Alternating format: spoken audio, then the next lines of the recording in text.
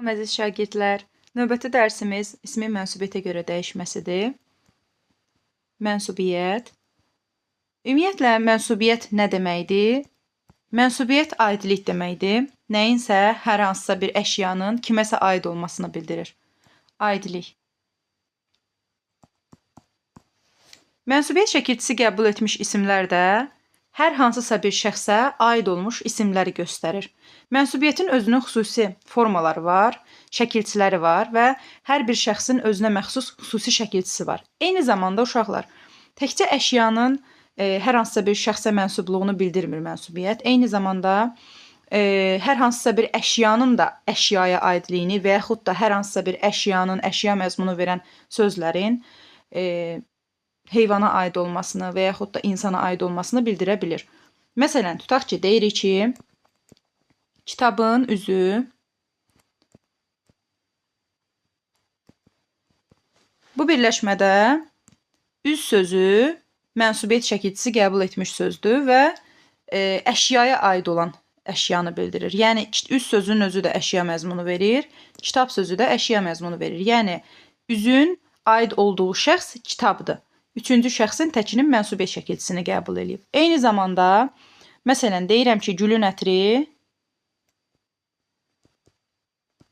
ətir sözü mənsubiyyət şəkilçisi qəbul edib və aid olduğu şəxs də gül ismidir. Eyni zamanda, burada məsələn, əşya ilə əşya arasında mənsubiyyət var. Başqa cür, məsələn, deyə bilərik şəxslə əşya arasında mənsubiyyət. Məsələn, tutaq ki, deyirəm ki, Ayselin qələmi. Burada qələm sözü mənsubiyyət şəkilçisi qəbul edib və Aysel şəxsinə aiddir. Eyni zamanda əşya ilə əşya arasında, insanla əşya arasında bildirilən bağlılığı göstərdik burada. Eyni zamanda uşaqlar insanla insan arasında, yəni şəxslə şəxs arasında da əşya mənsubiyyət ifadə oluna bilər. Məsələn, tutaq ki, deyirəm ki, Aydanın anası. Burada ana mənsubluq bildirir, mənsubiyyət şəkilçisi qəbul edib. Aydan sözünə aiddir, şəxslə şəxs arasında. Eyni zamanda, məsələn, deyirəm pişiyin quyruğu. Burada quyruq sözü mənsubiyyət şəkilçisi qəbul edib, pişik sözünə aiddir. Hər halda mənsubiyyət şəkilçili sözlər yəli hallı isimlərlə işlənir. Görürsünüz, bu mənsubiyyət şəkilçisi qəbul edən sözdür. Tutaq ki, üz sözü mənsubiyyət şəkilçisi qəbul edən sözdür. Onun aid olduğu şəxs yəli halın şəkilçisini qəbul edib. Və yaxud da Ayselin qələmi ifadəsində birləşməsində də qələm sözü mənsubiyyət şəkilçisini qəbul edib, Aysel sözü isə yəli halı qəbul edib. Yəli hallı isimdən mənsubiyyət şəkilçili isim demək olar ki, hər zaman bir-birinin əlaqələnən sözlərdir. Yəni, yəli hal hər hansısa bir əşyanın sahibi olur da, yiyəsi olur. Əgər əşya mənsubiyyət qəbul edibsə, onun sahibi olur. Qarşısında da sahibi işlənir. Birinci işlənən tərəfə biz yəli hallı söz deyirik. İkinci işlənən tərəfə isə mənsubiyyət şəkilçili söz deyirik. Bunu unutmayın. Şəxslər üzrə mənsubiyyət necə işlənir bəs? Necə işlədirik bunu? Burada sürüşdürmək olmur, növbəti səhifəyə keçək. Şəxslər arasında olan mənsubiyyətdə isə uşaqlar, hər şəxsin, məsələn, birinci şəxs, ikinci, üçüncü şəxs və onların təki və cəmi arasında mənsubiyyət şəkilçiləri işlənə bilir. Şəxsləri qeyd eləyək. Şəxslər. Burada birinci şəxs, əvvəlcə tək şəxsləri qeyd edəcəm. 2 və üçüncü şəxs. Burada da cəm şəxsləri qeyd edəcəm. Birinci şəxsin cəmi, ikinci şəxsin cəmi və üçüncü şəxsin cəmi. Birinci şəxsdə mən sözü təbii ki, hər bir şəxsin də üstündə gərək yəli halın şəkilçisi olsun. Biz, siz və onlar.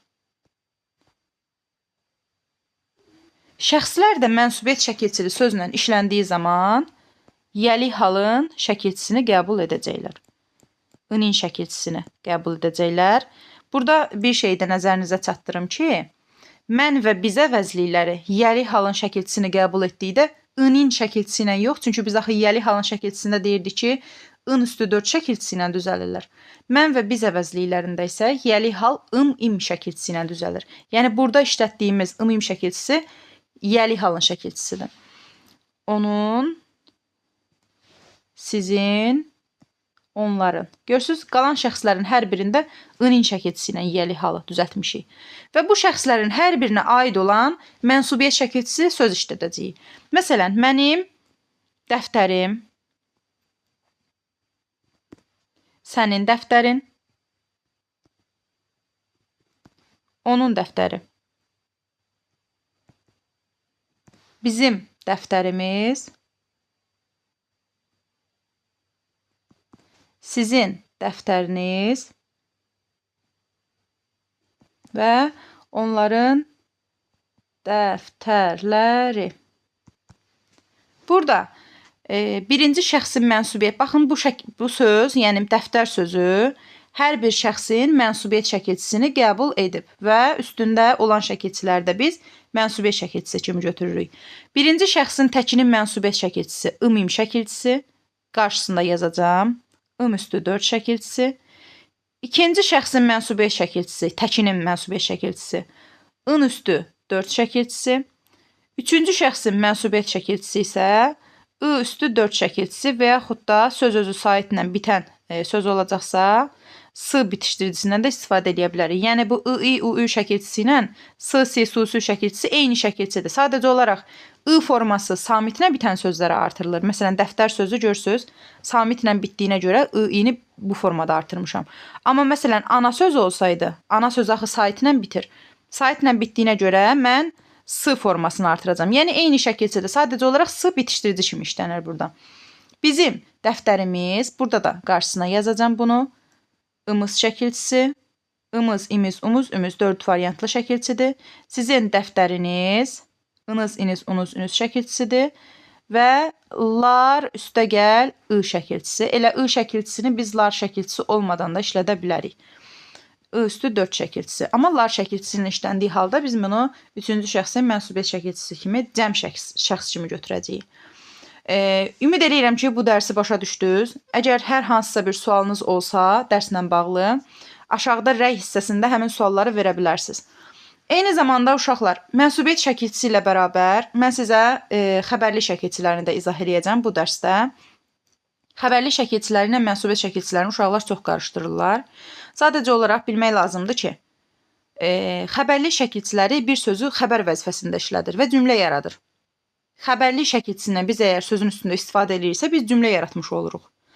Amma mənsubiyyət şəkilçilərindən istifadə etdiyimiz zaman cümlə yaratmırıq. Sadəcə olaraq özünün aid olduğu sözlə, yəni yəli halı sözlə mənsubiyyət şəkilçisi sözü bir yerdə işlətdiyimiz zaman yalnız sözün üstündə, yəni ikinci işlənmiş sözün üstündə ancaq mənsubiyyət şəkilçisi olduğu halda o birləşmə yaradır.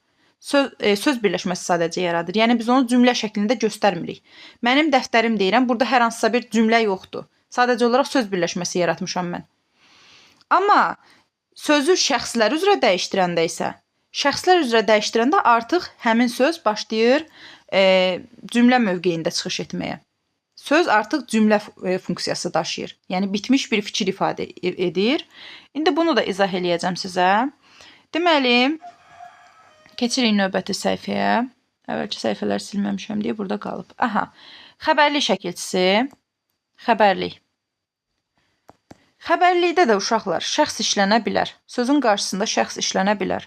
Amma xəbərlikdə sözün qarşısında işlətdiyimiz şəxs, yəni xəbərliyi üzrə dəyişən, xəbərlik şəkilçisi qəbul edən sözün qabağında hər hansısa bir şəxsi işlədəndə yəli halda işlətməyəcəyik həmin şəxsi. Olduğu formada. Mən, sən, o, biz, siz, onlar bu formada işlədəcəyik. Yəni üstündə ın-in, ım-im şəkilçisi olmayacaq şəxslərin. Bu halda siz deyəcəksiniz ki, həmin söz xəbərlik əsasında, yəni xəbərə görə dəyişib, xəbərlik şəkilçisi qəbul edib. Məsələn, deyirəm, tutaq ki, qələmdir. Qələmdir.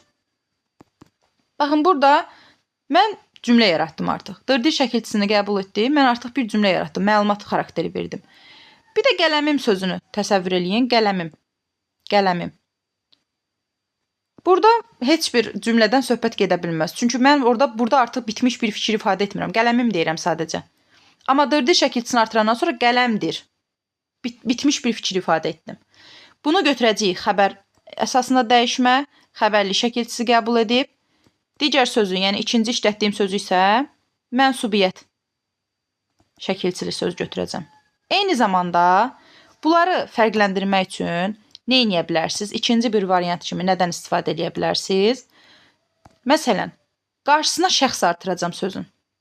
Qələmdir sözünün qarşısına 3 şəxsdən hansını artıra bilərəm mən? Mən qələmdir, sən qələmdir, o qələmdir.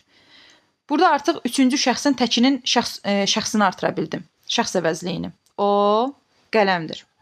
İşlətdiyi bu formada. Görürsünüz, onun üstündə hər hansısa bir yəli şəkilçisi olmur, yoxdur. Bir də bunun qarşısına artıraq şəxsi. Mənim qələmim. Mənim. Görürsünüz, mən əvəzliyini tək artırmadım. Üstündə ının şəkilçisi, ımim şəkilçisi istifadə olundu. Bu yəli halın şəkilçisidir. Yəni, mənsubiyyət şəkilçili sözlə xəbərlikdə işlənmiş sözü fərqləndirməyin ən rahat üsullarından biri qarşısına şəxs artırmaqdır.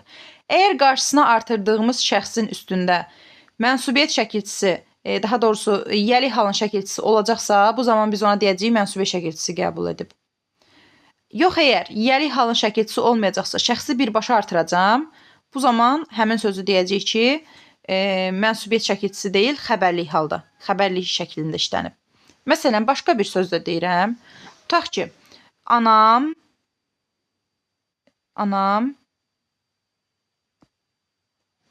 bir də deyirəm ki, anadır. Və yaxud da, tutaq ki, deyirəm, bacısı, bacıdır. Bunların qarşısını artırdığımız zaman necə artırırıq? Mənim anam. Bunun üstündə ımim oldu. Demək ki, bu sözü siz mənsubiyyət şəkilçili söz götürəcəksiniz. Anadır, o anadır. Burada artıq şəxsin üstündə hər hansısa bir şəkilçi olmadığına görə bu sözü götürəcəyik xəbərlik, xəbər formasında. Xəbərlik. Burada da mənsubiyyət. Bacısı, onun bacısı. Görürsünüz, ının şəkilçisi var şəxsin üstündə. Demək ki, bunu mən mənsubiyyət şəkilçili götürəcəm. Bacıdır, o bacıdır. Burada artıq xəbərlik kimi götürəcəm. Yəqin ki, fərqləndirmə üsulumuz sizə aydın oldu.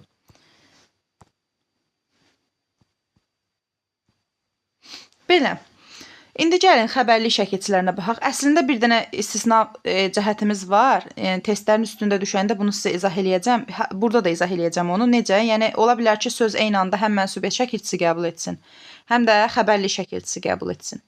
Bu halda biz ən sonuncu şəkilçini xəbərlik şəkilçisi götürürük, ilk işlənən şəkilçini isə mənsubiyyət şəkilçisi götürürük. Məsələn, deyirəm ki, anamdır. Bu hansı şəxsdə işlənib? O anamdır, mənim anamdır. Görürsünüz, hər ikisini əlavə edə bilirəm qarşısına. Mənim sözü, mənim anam bu hissəyə qədər bitir, düzdür? Bunu artıq mənsubiyyət şəkilçisi götürəcəyik. O anadır, dırdır şəkilçisini isə xəbərlik şəkilçisi götürəcəyik. Yəni, eyni anda bir söz həm mənsubiyyət şəkilçisi qəbul edə bilir, həm də xəbərlik şəkilçisi qəbul edə bilir. Bu halda siz qarşısına həm mənsubiyyət şəkilçisi söz artıra bilirsiniz, həm də mənsubiyyət şəkilçisi olmayan hər hansısa bir söz şəxs artıra bilirsiniz. Hər ikisini əgər artıra bilirsinizsə, görürsünüz, mən hər ikisini artırdım. Mənim anamdır, o anadır. Görürsünüz, hər ikisini artıra bilirəm. Bu halda siz həmin sözü həm mənsubiyyət şəkilçili söz götürəcəksiniz, həm də xəbərlik şəkilçili söz götürəcəksiniz. Hər iki halda götürə bilərsiniz bunu. Və hər iki halda da düz olacaq. Yadınızda qalsın ki, isimlər birinci mənsubiyyət şəkilçisini qəbul edirlər. Sonra xəbərlik şəkilçisini qəbul edə bilirlər. İndi gəlin şəxslər üzrə dəyişdirək və xəbərlikdə işlədək hər hansısa bir sözü. Burada da yenidən qeyd eləyirəm. Şəxslər, tək şəxslər də qeyd edəcəyik, cəm şəxslər də qeyd edəcəyik.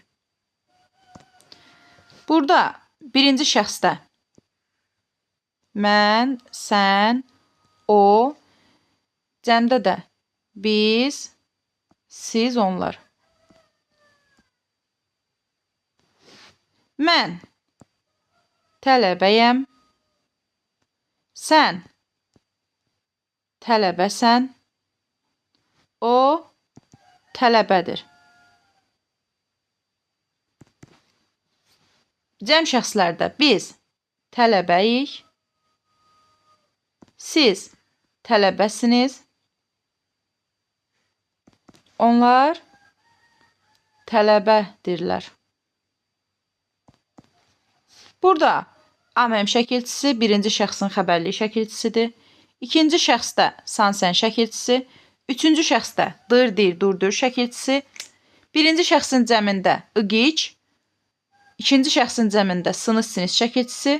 Üçüncü şəxsin cəmində isə dır, üstəgəl, larlər şəxs sonluğunu qəbul eləyir. Dərsimiz uşaqlar bu qədər. Mənsubiyyətlə şəxsi qarışdırmayın. Çünki mənsubiyyətdə qeyd etdik qarşısına şəxs artırdığımız zaman onu yəli halda işlədirik. Yəli halda olan şəxs artırır. Üstündə ın-in, ımim şəkilçisi olur. Mən və bizdə ımim, digər şəxslərdə isə ın-in şəkilçisi olur.